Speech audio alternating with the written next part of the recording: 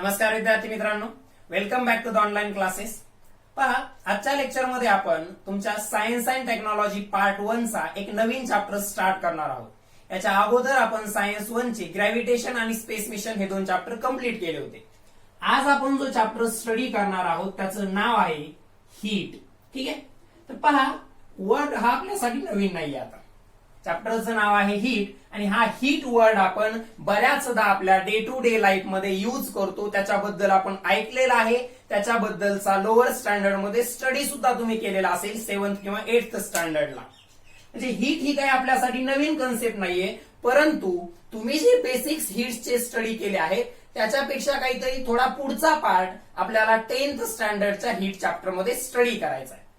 But before starting the 10th standard heat chapter, we are going to study the basic concept of the heat. म्हणजे 10वीचा तुमचा जो heat chapter आहे त्याला लगेच सुरुवात करण्याच्या अगोदर आपण हीटशी संबंधित काही बेसिक कन्सेप्ट आजच्या लेक्चर मध्ये पहिल्यांदा समजून घेणार आहोत आणि त्या बेसिक कन्सेप्ट समजून घेतल्यानंतर आपण 10th स्टँडर्डचा हीट चॅप्टर स्टार्ट करणार आहोत। ओके, सो पहा, सगळ्यात पहिला प्रश्न असा पडतो आपल्याला चॅप्टरचं नाव लिहिल्यानंतर कोणता आहे की त्या चॅप्टरच्या नावाचा नेमका मीनिंग काय असेल। So what is the meaning of heat. सध्या मी हीटचा एक सिम्पलेस्ट मीनिंग इथं लिहितोय। आपण ऐकलेलं किंवा आपल्याला माहितीये हीट हा एक एनर्जीचाच प्रकार आहे। So heat is a form of energy.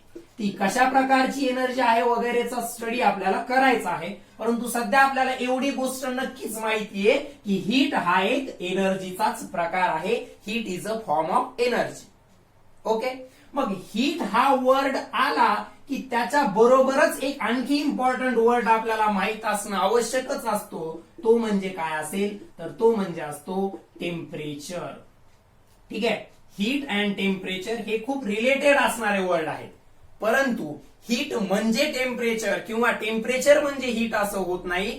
That are the different concept but are related.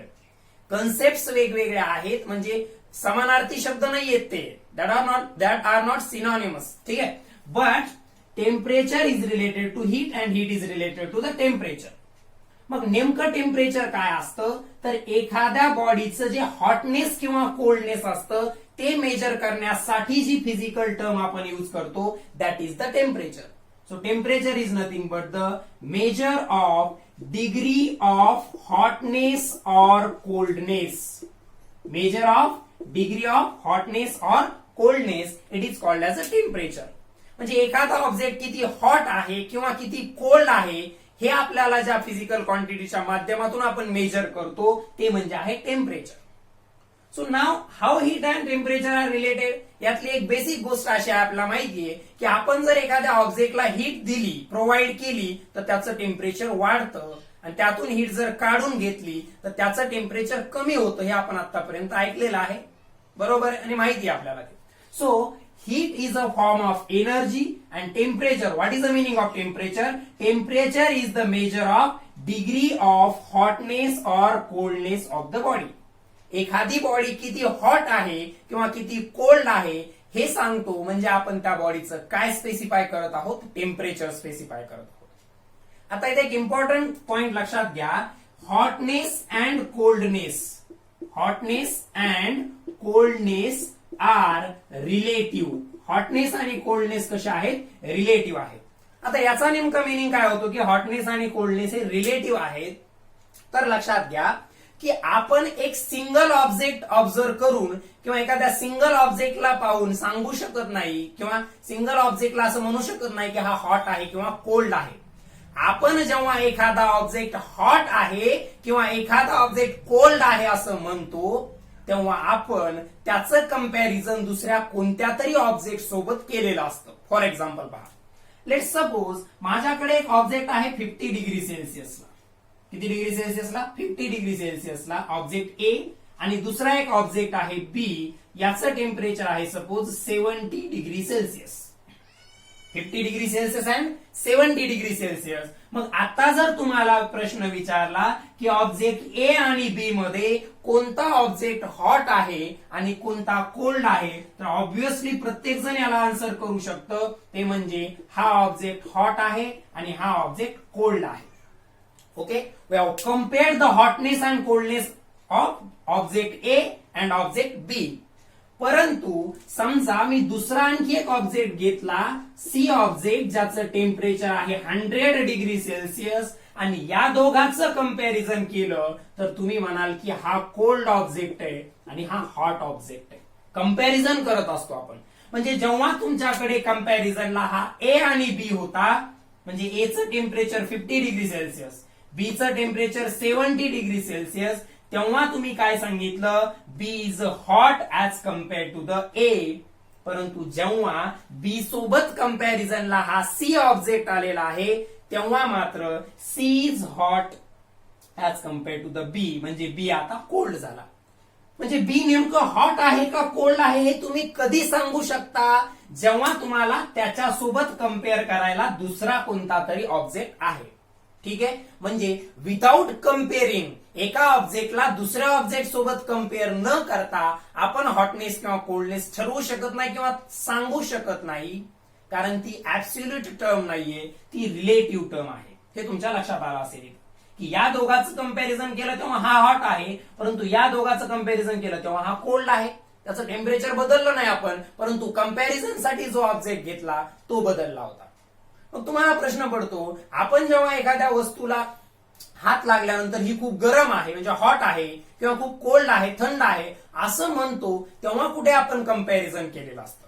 तर नक्कीच त्या कंडिशनला सुद्धा तुम्ही तिथं कंपॅरिझन केलेलंच असतं. ज्या वस्तूला हात लागल्यानंतर आपल्याला ती गरम लागते त्याला आपण हॉट ऑब्जेक्ट म्हणतो. याचा अर्थ तिथं आपण कोणते दोन ऑब्जेक्ट टेम्परेचर कंपेअर करतो, तर एक तो ऑब्जेक्ट ज्याला आपण टच करणार आहोत आणि दुसरं म्हणजे आपली स्वतःची बॉडी. म्हणजे आपण आपल्या डे टू डे लाईफ मध्ये एखादा ऑब्जेक्ट हॉट आहे किंवा कोल्ड आहे हे कशासोबत कंपेअर करून सांगतो, तर आपल्या बॉडी टेम्परेचर सोबत.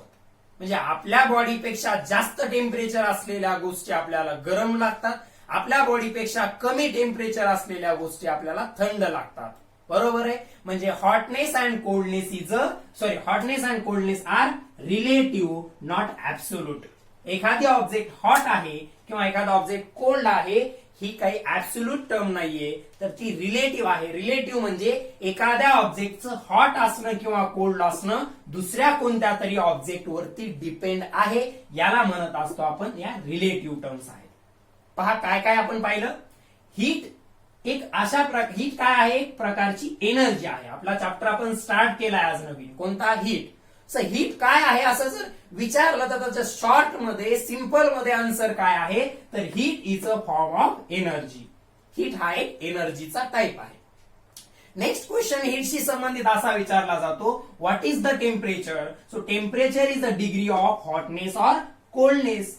परंतु त्यामध्ये एक गोष्ट लक्षात ठेवायची, hotness and coldness are relative. Hotness आणि कोल्डनेस या कन्सेप्ट कशा आहेत, रिलेटिव्ह आहेत. म्हणजे एखादा ऑब्जेक्ट हॉट किंवा कोल्ड हे आपण तेव्हाच सांगू शकतो जेव्हा त्याला आपण कोणासोबत तरी कम्पेअर करतो. आणि डे टू डे लाईफ मध्ये आपण जेव्हा एखादा ऑब्जेक्ट हॉट आहे किंवा कोल्ड आहे असं सांगतो, तिथं ऑब्व्हियसली आपण त्या ऑब्जेक्टला आपल्या बॉडी टेम्परेचर सोबत कम्पेअर केलेलंच असतं. जे आपल्या बॉडी टेम्परेचर पेक्षा जास्त टेम्परेचरला असणारे ऑब्जेक्ट्स आहेत, ऑब्व्हियसली ते आपल्याला हॉट म्हणजे गरम लागतील, आणि ज्यांचं टेम्परेचर आपल्या बॉडी टेम्परेचर पेक्षा कमी आहे ते आपल्याला कोल्ड लागतील. ठीक आहे. याचा एक बेस्ट एक्झाम्पल, उन्हाळ्यामध्ये आपल्याला गरमी होते कारण बाहेरचं ऍटमॉस्फिअरचं टेम्परेचर आपल्या बॉडी टेम्परेचर पेक्षा हाय असतं, आणि हिवाळ्यामध्ये आपल्याला थंडी वाजते कारण ऍटमॉस्फिअरचं टेम्परेचर आपल्या नॉर्मल बॉडी टेम्परेचर पेक्षा लोअर डाऊन झालेलं असतं. लक्षात येते. So this is the concept of temperature and hotness and coldness. आता आपल्याला हीटला आणखी पुढे डिफाईन करायचे. आणखी आपण डिफाईन केलेलं नाहीये हीटला, आपण फक्त एवढं सांगितलं की हीट हा एक एनर्जीचा टाईप आहे, एनर्जीचा एक प्रकार आहे. ओके. सो हीटला डिफाईन करण्यासाठी हीट जी टेम्परेचरची कन्सेप्ट आहे ती तुम्हाला चांगल्या प्रकारे समजणं आवश्यक होतं, म्हणून या ठिकाणी एक्झाम्पल दिलं. ओके. नाव हीटला पुढे डिफाईन करण्यासाठी आपल्याला एक गोष्ट माहित पाहिजे, ती म्हणजे हीट ट्रान्सफरशी संबंधित. आता हीट ट्रान्सफरशी संबंधित कन्सेप्ट काय आहे ती सगळ्यांना माहिती आहे. की समजा माझ्याकडे एक हॉट ऑब्जेक्ट आहे. आता हॉटनेस कोल्डनेस आपल्याला माहितीये, आणि एक कोल्ड ऑब्जेक्ट आहे. म्हणजे कसं ठरवलं, याचं टेम्परेचर 75 डिग्री सेल्सिअस आहे सपोज आणि याचं 40 डिग्री सेल्सिअस आहे. म्हणजे या दोघांचं जेव्हा आपण कंपॅरिझन केलं तेव्हा हा ए हॉट आणि बी कोल्ड ऑब्जेक्ट ठरला. मग तुम्हाला जर विचारलं इथं हीट फ्लो कशी होईल किंवा हीटचा ट्रान्सफर कसा होईल, तर ऑब्व्हियसली आपल्याला सांगता येईल की हा 75 डिग्री सेल्सिअस टेम्परेचर असलेला ऑब्जेक्ट हीट लॉस करेल, म्हणजे त्याची हीट तो देईल आणि ती हीट घेणार कोण आहे, कोल्ड ऑब्जेक्ट. याचा अर्थ हीट ही नॅचरली कधीही हॉट ऑब्जेक्ट कडून कोल्ड ऑब्जेक्ट कडे, म्हणजे ज्या ऑब्जेक्टचं टेम्परेचर जास्त आहे त्या ऑब्जेक्ट कडून कोल्ड ऑब्जेक्ट कडे फ्लो होत असते, ट्रान्सफर होत असते. Heat always flows from higher temperature to lower temperature. म्हणजे जर मी दोन ऑब्जेक्ट अशा प्रकारचे घेतले असते ए आणि बी, याचंही टेम्परेचर 100 डिग्री सेल्सिअस आणि याचंही टेम्परेचर 100 डिग्री सेल्सिअस, यांच्यामध्ये हीट एक्सचेंज होणार नाही. यांच्यामध्ये हीट एक्सचेंज होणार नाही. मग आपल्या एक गोष्ट लक्षात आली की जर सेम टेम्परेचर असतील दोन ऑब्जेक्टचे टेम्परेचर जर सेम असतील तर काय होत नसतं, हीट ट्रान्सफर होत नसते. मात्र जेव्हा त्यांचे टेम्परेचर वेगवेगळे असतात तेव्हा हाय टेम्परेचर कडून लो टेम्परेचर कडे हीटचा फ्लो होत असतो.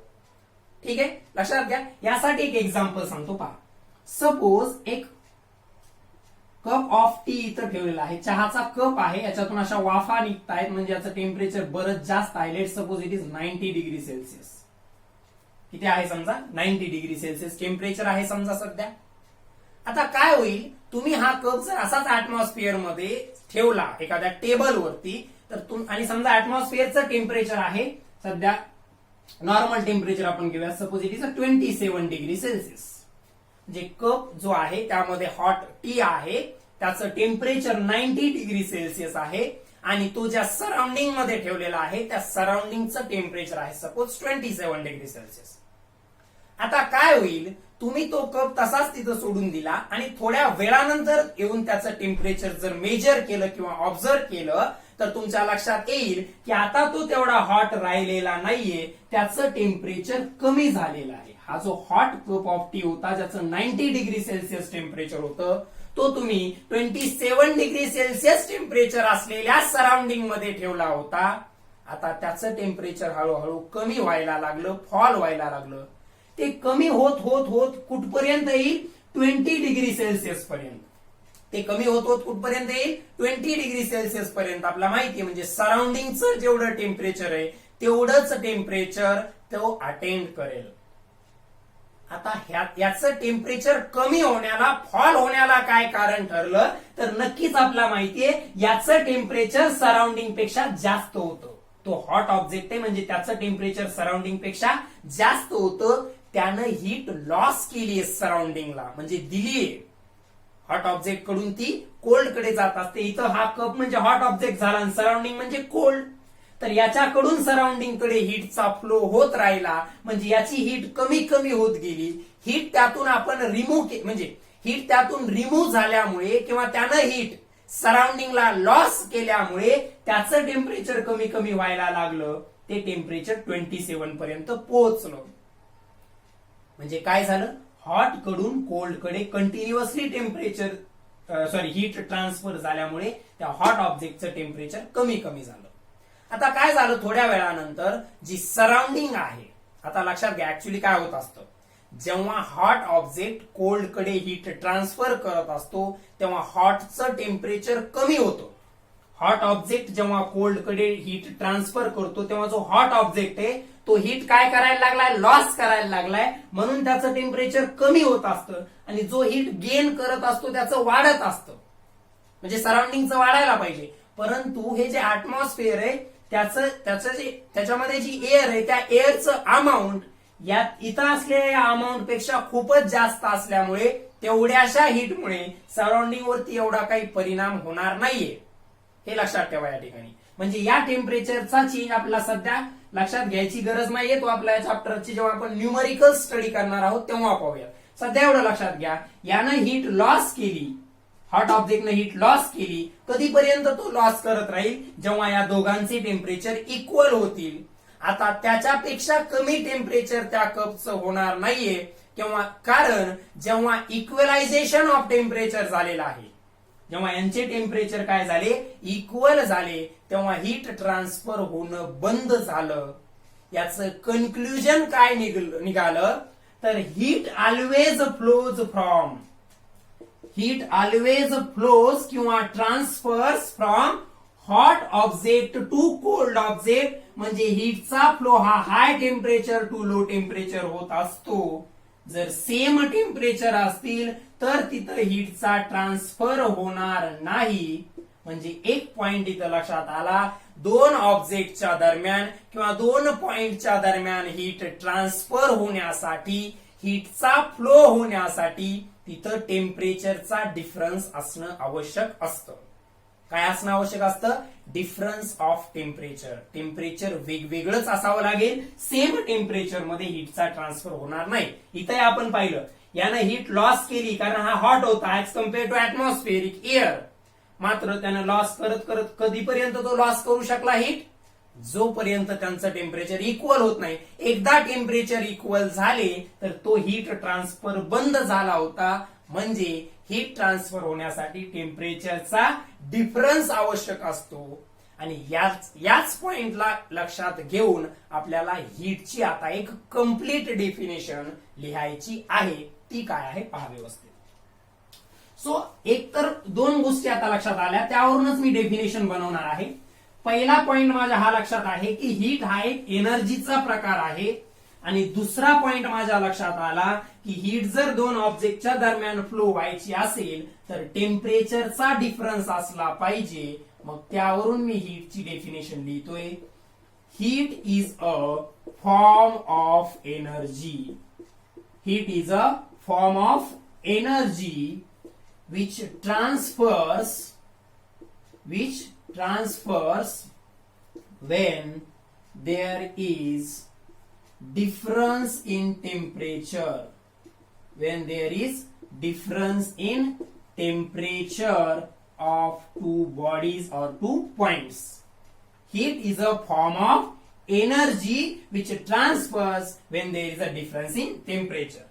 जर दोन ऑब्जेक्टच्या, दोन बॉडीजच्या टेम्परेचर मध्ये जर डिफरन्स असेल, दोन ऑब्जेक्टच्या, दोन बॉडीजच्या टेम्परेचर मध्ये जर डिफरन्स असेल तर जी एनर्जी ट्रान्सफर त्यांच्यामध्ये होणार आहे ती कोणती आहे, हीट आहे. सो लक्षात आली डेफिनेशन.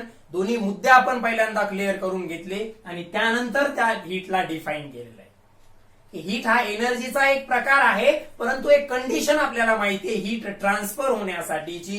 ती कंडिशन कोणती आहे, तर दोन ऑब्जेक्टच्या टेम्परेचर मध्ये काय असला पाहिजे, डिफरन्स असला पाहिजे. So heat is a form of energy which transfers when there is a difference in temperature. आणि ती कशा प्रकारे ट्रान्सफर होते, तर it transfers from hot to cold body. Higher temperature असलेल्या ऑब्जेक्ट कडून, म्हणजेच हॉट ऑब्जेक्ट कडून लोअर टेम्परेचर असलेल्या ऑब्जेक्ट कडे, म्हणजेच कोल्ड ऑब्जेक्ट कडे हीटचा ट्रान्सफर होत असतो. This is the complete definition of heat. टेम्परेचरची ऑलरेडी आपण स्टडी केली आहे. That is the measure of degree of hotness and और coldness. Measure of degree of hotness और coldness, it is called as temperature. आणि hotness आणि coldness कशा प्रकारे रिलेटिव्ह टर्म्स आहेत ते आपण ऑलरेडी त्या ठिकाणी स्टडी केलेलं आहे. ठीक आहे. So this is the definition of heat. पहा आता हीटच्या बेसिक मध्ये आणखी एक महत्वाचा पॉइंट कोणता होता पहा, की ट्रान्सफर ऑफ हीट. आता कशी ट्रान्सफर होते ते आपल्या लक्षात आलंय की हॉट कडून कोल्ड कडे ट्रान्सफर होते, परंतु हीट ट्रान्सफर होण्याचे सुद्धा वेगवेगळे मोड्स आहेत. ते तुम्ही 7th स्टँडर्ड मध्ये ऑलरेडी स्टडी केलेले असतील, तरी आपण ते इथं रिवाइज करणार आहोत. So what is the meaning of heat transfer. Heat transfer कशाला म्हणायचं ते पहिल्यांदा लक्षात घ्या, की flow of heat from hot point to cold और flow of heat from high temperature to low temperature is called as heat transfer. हीटचा high temperature कडून लो टेम्परेचर कडे होणारा फ्लो त्यालाच आपण हीट ट्रान्सफर असं म्हणत असतो. ओके, क्लिअर आहे. Now let's study the modes of heat transfer.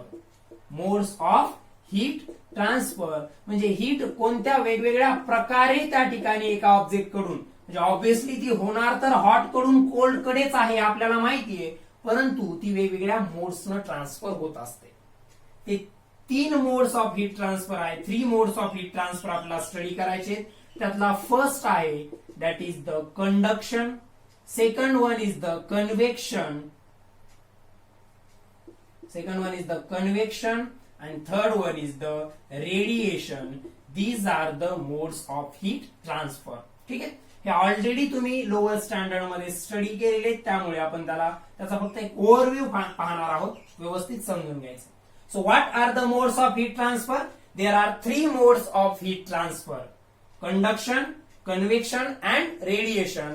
यांच्यापैकी कोणत्या तरी एका मोडनं किंवा यांच्या पैकी कॉम्बिनेशन, म्हणजे एकाच वेळी कंडक्शन रेडिएशन सुद्धा होऊ शकतं, कन्व्हेक्शन रेडिएशन किंवा कंडक्शन कन्व्हेक्शन, म्हणजे यांच्यापैकीच कोणत्या तरी मोडनं हीट काय होत असते, हॉट पार्ट कडून कोल्ड पार्ट कडे ट्रान्सफर होत असते. शॉर्ट मध्ये हे मोड्स म्हणजे नेमकं काय आहे हे आपण समजून घेण्याचा प्रयत्न करूया. ऑलरेडी स्टडी केलेलं आहे, परंतु ज्यांना तेव्हा ते लक्षात आलं नव्हतं त्यांनी व्यवस्थित लक्ष द्यायचं आहे. सो पहिल्यांदा आपण स्टडी करणार आहोत first mode of heat transfer, that is the conduction. कोणता आहे तो? कंडक्शन. एक सिंपल एक्झाम्पल, लेट्स सपोज माझ्याकडे अशा प्रकारचा एक रॉड आहे आणि या रॉडच्या या एंडला मी त्या ठिकाणी बर्नरच्या मदतीनं हीट करायला स्टार्ट केलं. म्हणजे याला मी या पॉइंटला ए एंडला काय करतोय? हीट करतोय. Let's suppose it is a iron rod किंवा कोणत्या एखाद्या मेटलचा रॉड आहे, सपोज कॉपर रॉड, आणि या कॉपर रॉडला या एंड ए ला हीट करायला स्टार्ट केलं तुम्ही, तर काही वेळानंतर हा एंड बी सुद्धा गरम झालेला असेल. म्हणजे काय, तर या ए पॉइंटला तुम्ही दिलेली हीट बी पर्यंत फ्लो झालेली आहे. आता इथं कंडक्शन झालेलं आहे, इथं हीटचं काय झालेलं आहे? कंडक्शन झालेलं आहे. का म्हणायचं कंडक्शन? लक्षात घ्या, हा कॉपर रॉड म्हणजे एक सॉलिड सबस्टन्स आहे. आपला 3 स्टेट्स ऑफ मॅटर माहिती आहेत, solid, liquid and gases. So हा जो कॉपर रॉड आहे हा एक सॉलिड सबस्टन्स आहे. काय आहे? Solid substance. इथं हे कॉपरचे ऍटम्स असणार आहेत एकमेकांच्या जवळजवळ. हे सगळं कॉपरचा रॉड म्हणजे इथं ऍटम्स कशाचे असणार आहे? कॉपरच्या. आपण थोडं मायक्रो लेवलला गेलो तर. मात्र हा सॉलिड आहे, म्हणजे ते ऍटम एकाच जागी फिक्स आहेत, ते असे मूव्ह होणार नाहीत. म्हणजे हा कॉपरचा ऍटम इकडे जाणार नाहीये किंवा तो जाऊन परत येणार नाहीये. हे असे कॉपरचे ऍटम्स त्याच्यामध्ये मी दाखवलेले आहेत. ह्याच्यामध्ये दाखवले ते पॉइंट्स किंवा डॉट्स मी जे दाखवतोय ते कॉपरचे ऍटम्स आहेत असं कन्सिडर करा. मग नेमकं इथं हीट ट्रान्सफर कशी झाली? इथं असणाऱ्या ऍटम्सला हीट मिळाल्यानंतर ती इथपर्यंत कशी पोहोचली, त्याला कंडक्शन आपण म्हणतो. यांना हीट यांना दिली, शेजारच्यांना, त्यांना पुढे हीट ट्रान्सफर केली, यांची हीट यांना मिळाली. म्हणजे काय, तर एका मॉलिक्यूलला ऍटमला हीट मिळाल्यानंतर किंवा मॉलिक्यूलला हीट मिळाल्यानंतर तो त्याच्या ऍडजेसंट असणाऱ्या कोल्ड ऍटमला देतो, तो त्याच्या ऍडजेसंट असलेल्या ऍटमला, तो त्याच्या ऍडजेसंट ऍटमला. अशा प्रकारे हीटचा ट्रान्सफर होत गेला. मात्र हे ऍटम्स जागचे हललेले नाहीये. असं झालं का की या ऍटमनं हीट घेतली आणि तो स्वतः हीट तिथपर्यंत देऊन आलेला आहे? असं झालं नाहीये. या कॉपर रॉड मध्ये एंड ए कडून एंड बी कडे हीट ट्रान्सफर होत असताना, एंड ए कडून एंड बी कडे हीट ट्रान्सफर होताना या ऍटम्सची किंवा एखादा दुसरा सबस्टन्स असेल तर मॉलिक्युल्स सुद्धा आपण म्हणू शकतो, ऍटम्सची किंवा मॉलिक्युल्सची मुवमेंट होत नाही. No movement. मुवमेंट म्हणजे एका ठिकाणावरून दुसऱ्या ठिकाणी ते जात नाहीत. किंवा no transfer of atoms or molecules. No transfer of atoms or molecules किंवा पार्टिकल्स असं म्हणू शकतो आपण. हे काय झाले? स्मॉलेस्ट पार्टिकल्स आहेत. म्हणजे काय झालं, ए पासून बी ला हीट तर पोहोचली, मात्र हीटचा ट्रान्सफर होत असताना पार्टिकल्सचा म्हणजे ऍटम्स किंवा मॉलिक्युल्सचा ट्रान्सफर झालेला नाहीये. अशा हीट ट्रान्सफरला म्हणायचं कंडक्शन.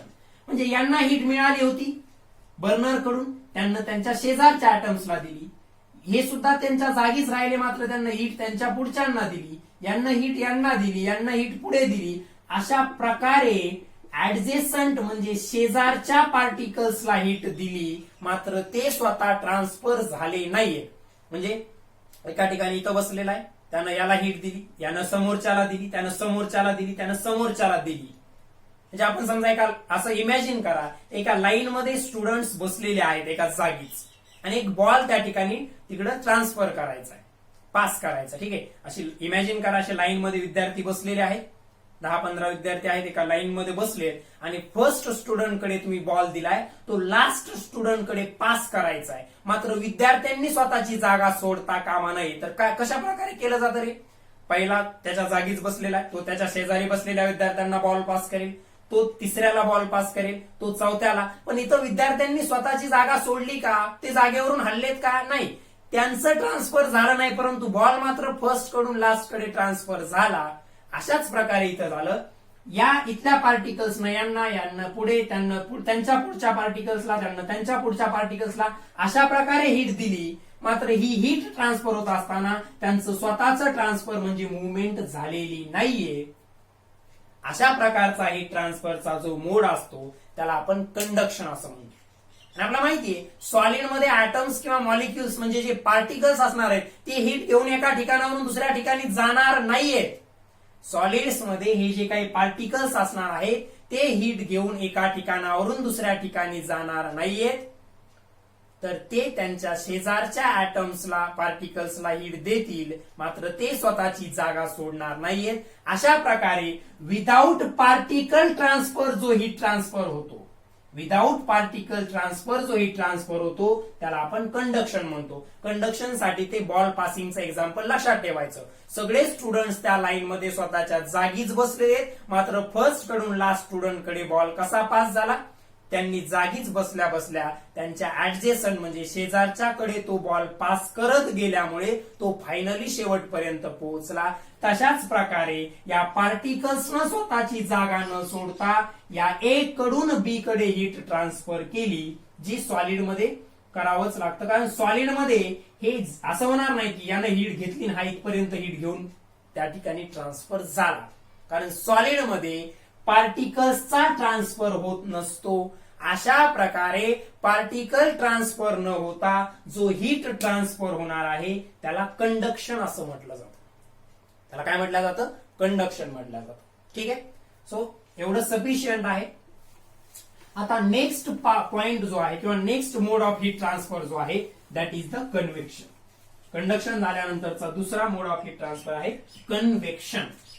ठीक आहे, कन्व्हेक्शन सुद्धा अशाच प्रकारचे एखाद्या सिंपल एक्झाम्पलला आपण समजून घेऊया. पहा, सपोज अशा प्रकारचं एक भांड आहे, पातेलं काहीतरी असेल, त्याला तुम्ही गॅसवरती वगैरे ठेवलं आणि खालून हीट द्यायला स्टार्ट केलं. याच्यामध्ये वॉटर आहे समजा, याच्यामध्ये काय आहे? हे सगळे वॉटरची मॉलिक्युल्स आहेत. हे पार्टिकल्स जे दाखवतोय मी हे काय आहे? वॉटरचे मॉलिक्युल्स आहेत. ठीक आहे, आणि त्या वॉटरला तुम्ही हीट देत आहात. आता हीट कुठे मिळते? सगळ्यात पहिले कुठल्या मॉलिक्युलला मिळते? या बॉटमच्या. पहा, साईज कमी जास्त होते मॉलिक्युलची ड्रॉ करताना, त्यामध्ये काही कन्फ्युजन होऊ द्यायचं नाही. आपण फक्त रिप्रेझेंट करतो या पॉइंट्स वॉटर मॉलिक्युल्स. ठीक आहे, हे पॉइंट्स किंवा हे डॉट्स जे ड्रॉ केलेत मी इथं, हे काय रिप्रेझेंट करत आहे? हे वॉटर मॉलिक्युल्स रिप्रेझेंट करत आहे. ठीक आहे, आता तुम्ही हीट देणं कंटिन्युअसली चालू ठेवलं. सगळ्यात पहिल्यांदा हीट कुठल्या मॉलिक्युल्सला मिळाली? जे याच्या बॉटमच्या कॉन्टॅक्ट मध्ये आहेत. पहा, या वॉटरला तुम्ही हीट करायला स्टार्ट केल्यानंतर काय झालं? तर सगळ्यात पहिले हीट कोणत्या मॉलिक्युल्सला मिळाली? जे या जे काही व्हेसल असणार आहे, जे भांड असणार आहे त्याच्या बॉटमच्या डायरेक्ट कॉन्टॅक्ट मध्ये, याच्या डायरेक्ट कॉन्टॅक्ट मधल्या मॉलिक्युल्सला सगळ्यात पहिल्यांदा हीट मिळाली.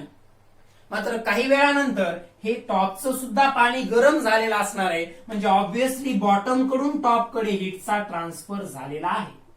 ऑब्व्हियसली बॉटम कडून टॉप कडे हीटचा ट्रान्सफर झालेला आहे, परंतु तो कसा झालेला आहे ते आपल्याला इथं स्टडी करायचं आहे. त्या रॉड मध्ये, कॉपरच्या रॉड मध्ये कसा झाला ते आपण स्टडी केलं. तिथं विदाउट ट्रान्सफर ऑफ पार्टिकल झालेला आहे ते आपण स्टडी केलं, त्याला नाव दिलं कंडक्शन. मात्र इथंही ट्रान्सफर कसा होत असतो? इथं एक याच्यामध्ये काय वॉटर आहे म्हणजे लिक्विड आहे, आणि लिक्विडचे मात्र मॉलिक्युल्स काय असतात? Free to move. ते फ्री असतात मूव्ह होण्यासाठी, म्हणजे ते ट्रान्सफर होऊ शकतात एका जागेवरून दुसऱ्या जागी. आता काय होतं पहा, हा जो इथलं याच्या डायरेक्ट कॉन्टॅक्ट मधले, व्यवस्थित समजून घ्या, याच्या डायरेक्ट कॉन्टॅक्ट मध्ये असलेले जे वॉटर मॉलिक्युल्स आहेत ते पहिल्यांदा हीट गेन करतील. ते काय करतील, पहिल्यांदा हीट गेन करतील. आता पहा, म्हणजे ते हॉट झालेत. त्याच्या कंपॅरिझन मध्ये टॉपचं वॉटर आणखी सुद्धा कसं आहे, कोल्ड आहे. या बॉटमच्यांना डायरेक्ट हीट मिळाली, म्हणजे त्यांच्या कंपॅरिझन मध्ये हे जे टॉपचे असणारे जे काही वॉटर मॉलिक्युल्स असणार आहेत त्यांचं टेम्परेचर कमी, म्हणजे ते कोल्ड आहेत. आणि लक्षात घ्या, आपल्याला माहितीये थंड पाणी आणि गरम पाणी किंवा थंड हवा आणि गरम हवा यांच्यामध्ये जे हॉट वॉटर, समजा वॉटरचं जर घेतलं आपण, तर कोल्ड वॉटर आणि हॉट वॉटर पैकी हॉट वॉटरची डेन्सिटी कमी असते, म्हणजे ते हलकं असतं. Hot water and cold water मध्ये हॉट वॉटरची डेन्सिटी कमी असते, म्हणजे ते हलकं असतं. आणि कोल्ड वॉटरची डेन्सिटी जास्त असते, म्हणजे ते जड असतं. मग आता होईल काय, हीट गेन केल्यामुळे हे जे वॉटरचे मॉलिक्यूल हॉट बनलेले आहेत, म्हणजे या पार्ट मधलं वॉटर जे हॉट बनलंय ते वरच्यापेक्षा हलकं आहे. या रिजन मधले जे वॉटरचे मॉलिक्युल्स ज्यांनी हीट गेन केल्यामुळे या रिजन मधलं वॉटर हॉट झालेलं आहे आणि इकडचं वॉटर आणखी कोल्ड आहे. तर हे हॉट वॉटर म्हणजे त्याची डेन्सिटी कमी झाली, म्हणजे हे जे आहे मराठीमध्ये हे आपण कसं म्हणतो, याला हलकं आहे आणि हे थोडं जड आहे आता ऍज कम्पेअर टू दिस. ठीक आहे.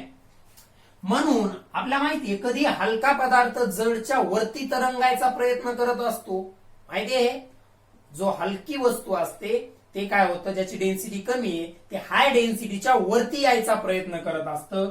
म्हणून हे हॉट वॉटर जे हलकं आहे, ज्याची डेन्सिटी कमी आहे, ते मॉलिक्युल्स आता वरती फ्लो व्हायला लागतील आणि ते फ्लो होताना ते सोबत हीट सुद्धा घेऊन जाणार आहेत.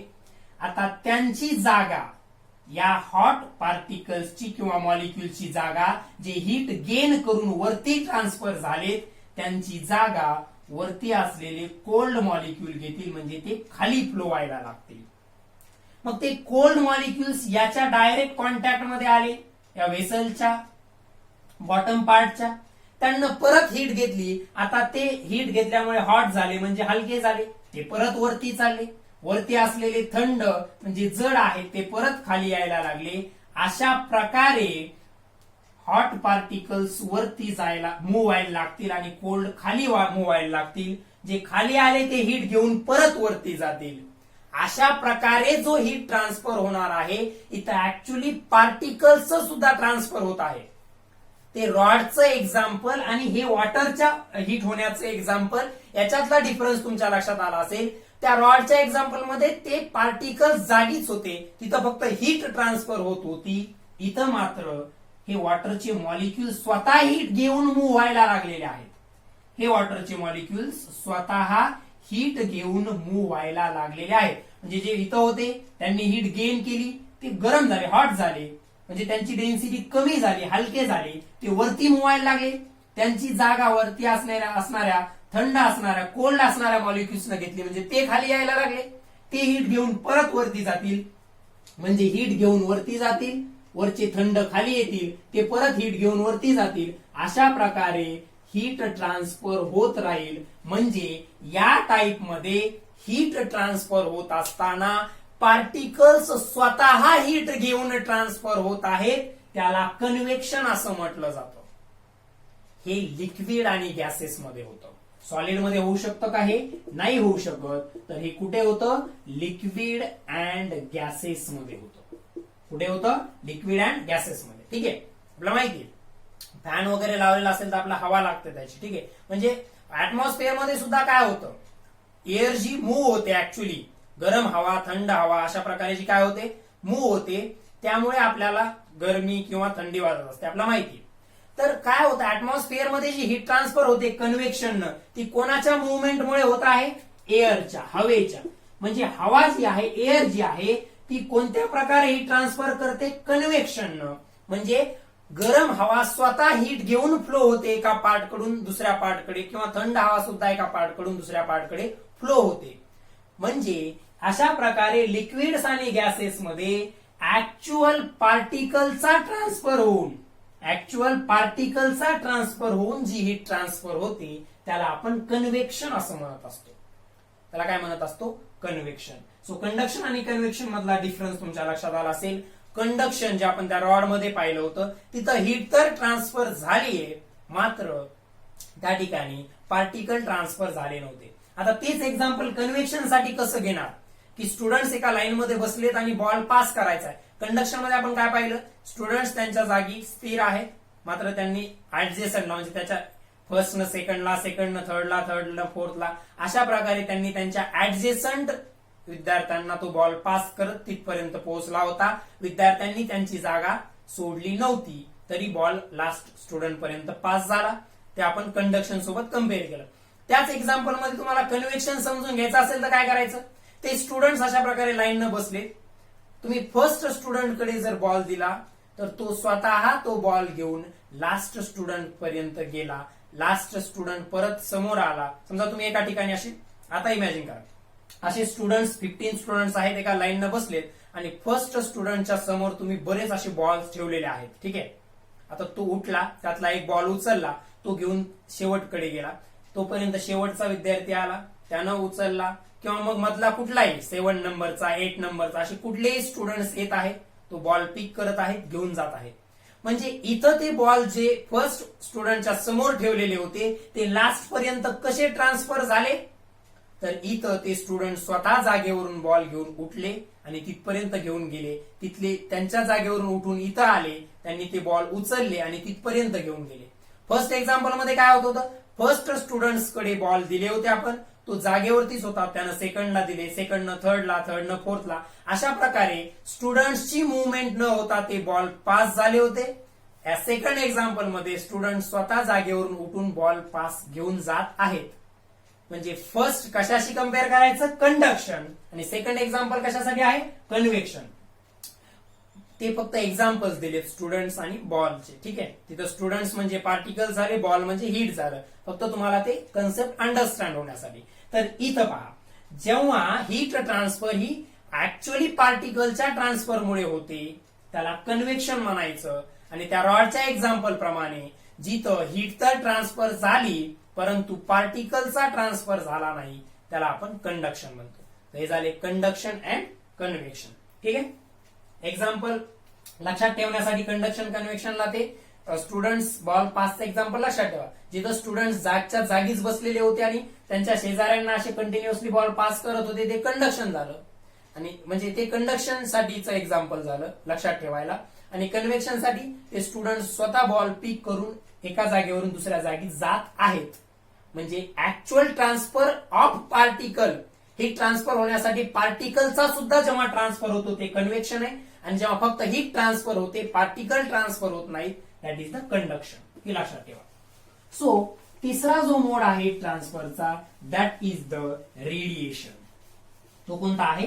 रेडिएशन. आता कंडक्शन कन्व्हेक्शन साठी आपण पाहिलं की इथं मीडियमची आवश्यकता असते, म्हणजे पार्टिकल्सची आवश्यकता असते. एक तर सॉलिड असो किंवा लिक्विड असो. कंडक्शन आणि कन्व्हेक्शन मधली कॉमन गोष्ट काय? इथं पार्टिकल्सची आवश्यकता असते. म्हणजे सॉलिड, लिक्विड किंवा गॅसेस यांच्यापैकी कोणतं तरी मीडियम असल्याशिवाय कंडक्शन किंवा कन्व्हेक्शन होऊ शकत नाही. जसं आपण पाहिलं सॉलिडमध्ये कंडक्शन झालं, जे लिक्विड गॅसेस होते त्यांच्यामध्ये कन्व्हेक्शन होतं. परंतु एक अशा प्रकारचा मोड ऑफ हीट ट्रान्सफर आहे, third mode of heat transfer, that is the radiation. त्याच्यामध्ये काय लिहिणार पहा, transfer of heat in the form of electromagnetic waves.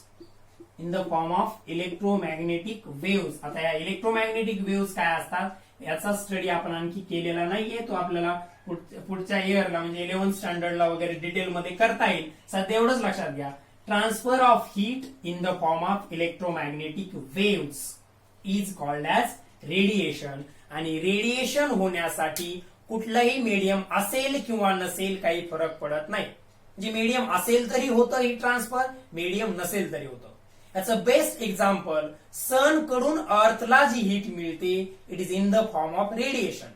कारण सन आणि अर्थच्या मधली जी स्पेस आहे तिथं ना सॉलिड आहे, म्हणजे ऍटमॉस्फिअर जर सोडलं अर्थचं ऍटमॉस्फिअर, पण ऍटमॉस्फिअरच्या वरती सन पर्यंत कुठलंही मीडियम उपलब्ध नाहीये, तरी सुद्धा सन कडून अर्थकडे हीट येते. तिथं सगळीकडे काय स्पेसमध्ये व्हॅक्युम आहे. स्पेसमध्ये व्हॅक्युम आहे म्हणजे सॉलिड लिक्विड गॅसेस यांच्यापैकी कोणतंही मीडियम नाहीये, म्हणजे कंडक्शन कन्व्हेक्शन तर होऊ शकत नाही. म्हणजे सन कडून अर्थला त्या व्हॅक्युमच्या थ्रू जी हीट ट्रान्सफर होते ती कोणत्या मोड होते, that is the radiation. The transfer of heat in the form of electromagnetic waves which requires no medium is called as radiation.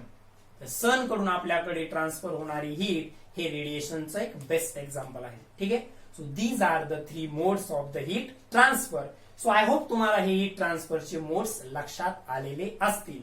So पहा, या हीट मध्ये आतापर्यंत आपण काय स्टडी केलं, हीट म्हणजे काय, टेम्परेचर म्हणजे काय, हॉटनेस आणि कोल्डनेस कशा प्रकारे रिलेटिव्ह असतं, आणि त्यानंतर हीट ट्रान्सफरचे हे 3 मोड्स स्टडी केलेले आहेत. आपण हीट ट्रान्सफरचे हे 3 मोड्स स्टडी केलेले आहेत.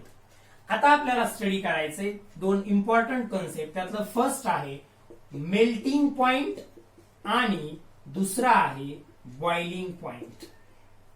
फर्स्ट आहे मेल्टिंग पॉइंट आणि सेकंड आहे बॉइलिंग पॉइंट. हे सुद्धा हीटशी संबंधित असणाऱ्या 2 इम्पॉर्टंट कन्सेप्ट आहेत. एकदम सोपं आहे, आपलं ऑलरेडी झालंय.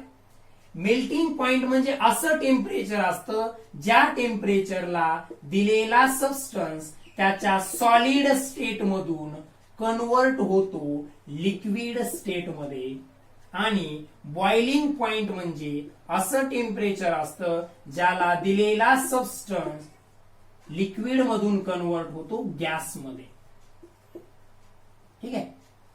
सो गॅस किंवा याला आपण व्हेपर म्हणूया. ठीक आहे. सो मेल्टिंग पॉइंटला जर तुम्हाला डिफाईन करायचं सांगितलं तर कसं सांगणार. मेल्टिंग पॉइंट सगळ्यांचा वेगवेगळा असणार आहे. ठीक आहे. आपल्यासाठी कॉमन सबस्टन्स कोणता आहे, आईस म्हणजे बर्फ, जो किती टेम्परेचरला मेल्ट होतो, 0 ला. म्हणजे 0 डिग्री सेल्सिअस पेक्षा कमी टेम्परेचर जर असतील, -1, -2, -3, -5, -10 अशा प्रकारचे, तर या 0 पेक्षा लोअर टेम्परेचरला वॉटर हे सॉलिड स्टेट मध्ये असतं. 0 डिग्री सेल्सिअस पेक्षा कमी टेम्परेचरला वॉटर हे सॉलिड स्टेट मध्ये असतं आणि वॉटरच्या सॉलिड स्टेटला आपण आईस म्हणतो. मात्र 0 डिग्री सेल्सिअसला आईसचं कन्व्हर्जन हे वॉटर मध्ये होतं. 0 डिग्री सेल्सिअसला आईसचं कन्व्हर्जन हे वॉटर मध्ये होतं. म्हणजे सॉलिडचं कन्व्हर्जन लिक्विड मध्ये होतं. म्हणजे 0 डिग्री सेल्सिअस हा वॉटरचा मेल्टिंग पॉइंट झाला. आता 0 ते 100च्या दरम्यान पहा, 0 ला आईस होता, त्या आईसचं कन्व्हर्जन 0 डिग्री सेल्सिअसला कशामध्ये झालं, वॉटरमध्ये. 0 to 100 डिग्री सेल्सिअसच्या दरम्यान वॉटर हे वॉटरच असतं, म्हणजे लिक्विड स्टेट मध्ये असतं. आणि 100 डिग्री सेल्सिअसला पाण्याची वाफ होते, वेपर तयार होतात, म्हणजे लिक्विडचं वेपर मध्ये कन्व्हर्जन होतं. म्हणजे हा वॉटरचा बॉइलिंग पॉइंट झाला. जे 2 वेगवेगळे टेम्परेचर आहेत की मेल्टिंग पॉइंट वेगवेगळ्या सबस्टन्सचा वेगवेगळा असतो. म्हणजे लोखंड वेगळ्या टेम्परेचरला वितळणार आहे, मेल्ट होणे म्हणजे वितळणे. ठीक आहे. अल्युमिनियम वेगळ्या टेम्परेचरला, आईस वेगळ्या टेम्परेचरला, मर्क्युरी वेगळ्या टेम्परेचरला. सो दिलेल्या सबस्टन्स साठीचं असं टेम्परेचर ज्या टेम्परेचरला तो त्याच्या सॉलिड स्टेट मधून लिक्विड स्टेट मध्ये कन्वर्ट होईल जर त्याला हीट दिली तर. आणि बॉइलिंग पॉइंट म्हणजे असं दिलेल्या सबस्टन्स साठीचं असं टेम्परेचर ज्या टेम्परेचरला तो सबस्टन्स असताना जर तुम्ही त्याला हीट दिली तर लिक्विडचं कन्व्हर्जन गॅसमध्ये म्हणजे व्हेपरमध्ये होईल. So melting point is the temperature at which solid state of substance get converted into liquid state, and boiling point is the temperature at which the liquid state of the substance get converted into gaseous or vapor form. Okay, clear है? So these are the 2 important points, melting point and boiling point. ठीक है.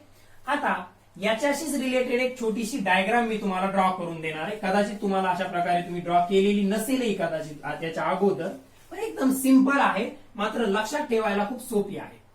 पहा, एखादा substance solid state मध्ये आहे त्याच्यानंतर जर तुम्ही त्याला हीट दिली तर तो कोणत्या स्टेटमध्ये जाणार आहे, लिक्विड स्टेटमध्ये, आणि त्यानंतर लिक्विड स्टेटमध्ये त्याला परत तुम्ही हीट दिली तर तो कोणत्या स्टेटमध्ये जाईल, गॅस. बरोबर आहे. सॉलिड टू लिक्विड कन्व्हर्जन कोणत्या टेम्परेचरला होतं, मेल्टिंग पॉइंटला, आणि liquid to gas temperature conversion कोणत्या टेम्परेचरला होतं, बॉइलिंग पॉइंटला.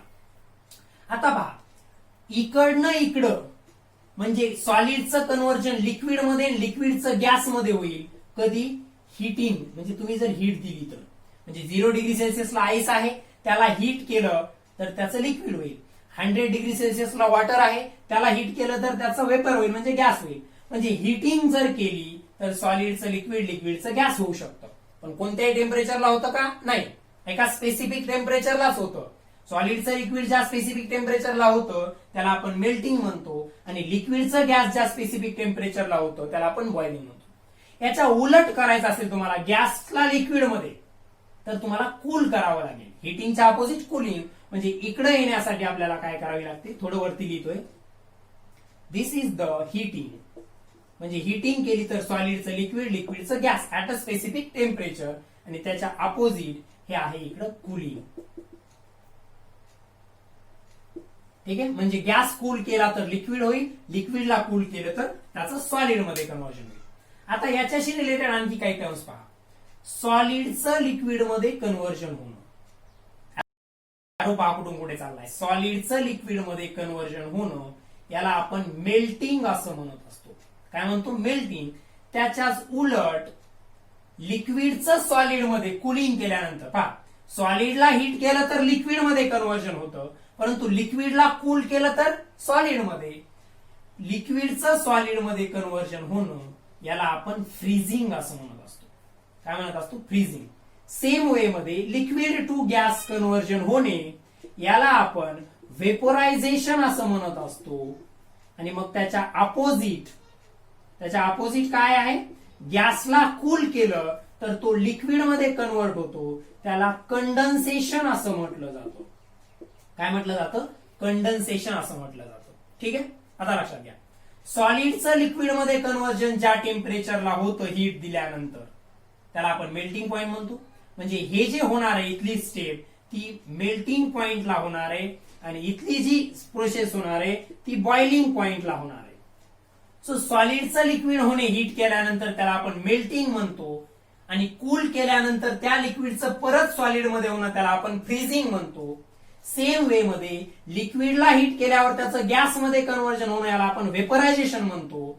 गॅसला कूल केल्यानंतर त्याचं लिक्विडमध्ये कन्व्हर्जन होणं याला आपण कंडन्सेशन म्हणतो.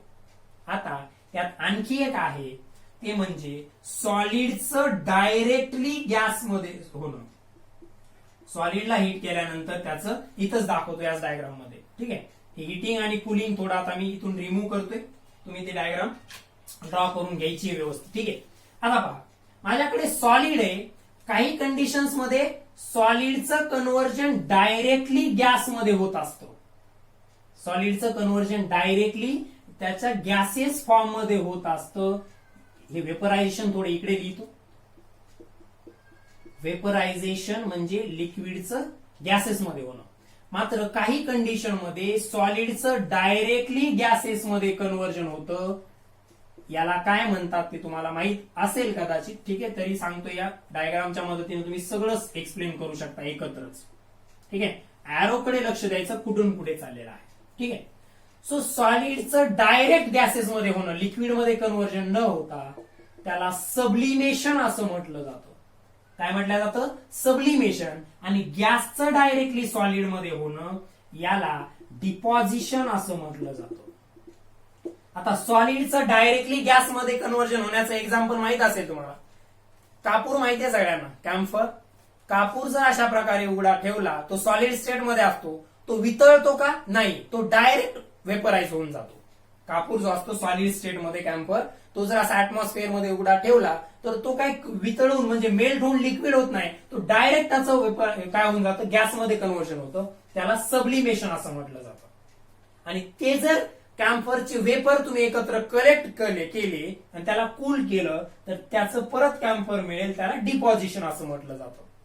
आता लक्षात घ्या, ह्या सगळ्या एका डायग्राम मध्ये आपल्याला किती टर्मच्या डेफिनेशन मिळतील? Melting, freezing, vaporisation, condensation, sublimation आणि डिपॉझिशन. ही डायग्राम या व्यवस्थित प्रकारे अॅरोच्या डायरेक्शन इथं खूप इम्पॉर्टंट आहे. व्यवस्थित ड्रॉ करून जर घेतली तर याच्यावरून तुम्हाला हीटशी संबंधित असणारं बरंच एक्सप्लेनेशन मिळणार आहे. कसं? इथं काय दाखवतं? ऍट मेल्टिंग पॉइंट, इकडनं इकडं सॉलिड कडून गॅसकडे म्हणजे हिटिंग करत आहोत, गॅस कडून सॉलिड कडे म्हणजे कुलिंग करत आहोत. ते एक लक्षात ठेवा. सॉलिडला जर त्याच्या मेल्टिंग पॉइंटला असताना हीट केलं तर तो लिक्विड मध्ये कन्व्हर्जन होतं, त्याला मेल्टिंग म्हणायचं. लिक्विडला त्याच्या बॉइलिंग पॉइंटला असताना हीट केलं तर त्याचं गॅसमध्ये कन्व्हर्जन होतं, याला वेपरायझेशन. मेल्टिंगच्या उलट लिक्विडला कूल केलं तर त्याचं सॉलिडमध्ये कन्व्हर्जन होतं, याला फ्रीजिंग म्हणायचं. वेपरायझेशनच्या उलट गॅसला कूल केलं तर त्याचं लिक्विडमध्ये कन्व्हर्जन होतं, याला कंडेन्सेशन म्हणायचं. सॉलिडला हीट केल्यानंतर काही कंडिशन मध्ये डायरेक्टली गॅस मिळतो, त्याला सब्लिमेशन म्हणायचं. त्या गॅसला कूल केल्यानंतर डायरेक्ट सॉलिड मिळतो, त्याला डिपॉझिशन म्हणायचं. म्हणजे सॉलिडचं लिक्विड म्हणजे मेल्टिंग व्हायले, लिक्विडचं गॅस व्हायले म्हणजे वेपरायझेशन व्हायले, लिक्विडचं सॉलिड व्हायले म्हणजे फ्रीजिंग व्हायले, गॅसचं लिक्विड मध्ये कन्व्हर्जन व्हायले म्हणजे कंडेन्सेशन व्हायले, सॉलिडचं डायरेक्टली गॅसमध्ये कन्व्हर्जन व्हायले म्हणजे सब्लिमेशन व्हायले, आणि गॅसचं डायरेक्टली सॉलिड मध्ये म्हणजे डिपॉझिशन होत आहे. तर ही एक इम्पॉर्टंट पॉइंट किंवा डायग्राम तुमच्यासाठी महत्वाची आहे. तर आजच्या लेक्चरमध्ये आपण हीटशी संबंधित बराच पार्ट, थोडं लेक्चर लेंदी त्यामुळे झाला आहे कारण आपण बेसिक्स सगळे आजच्याच लेक्चरमध्ये कंप्लीट करण्याचा प्रयत्न केला आहे. सो हीट म्हणजे काय, टेम्परेचर म्हणजे काय, कोल्डनेस, हॉटनेस कशा प्रकारच्या कन्सेप्ट आहेत, त्यानंतर पर्टिक्युलरली आपण मेल्टिंग पॉइंट, बॉइलिंग पॉइंट काय असतं याचा स्टडी केला. हीट ट्रान्सफरचे मोड्स जे आहेत, कंडक्शन, कन्व्हेक्शन, रेडिएशन, त्याचा स्टडी केला. आणि ही डायग्राम याच्यामध्ये मेल्टिंग म्हणजे काय, फ्रीजिंग म्हणजे काय, वेपरायझेशन म्हणजे काय, कंडेन्सेशन, सब्लिमेशन आणि डिपॉझिशन. तर हे झाले हीटशी रिलेटेड असणारे सगळे बेसिक्स. ठीक आहे, जे ऑलरेडी तुम्ही कुठे ना कुठे लोअर स्टँडर्ड मध्ये स्टडी केलेले असतील.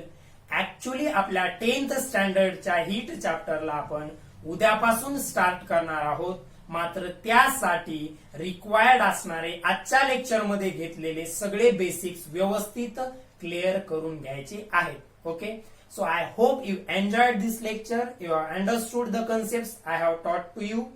Now we conclude today's lecture here and continue the heat chapter in the next lecture. Have a nice day. Thank you.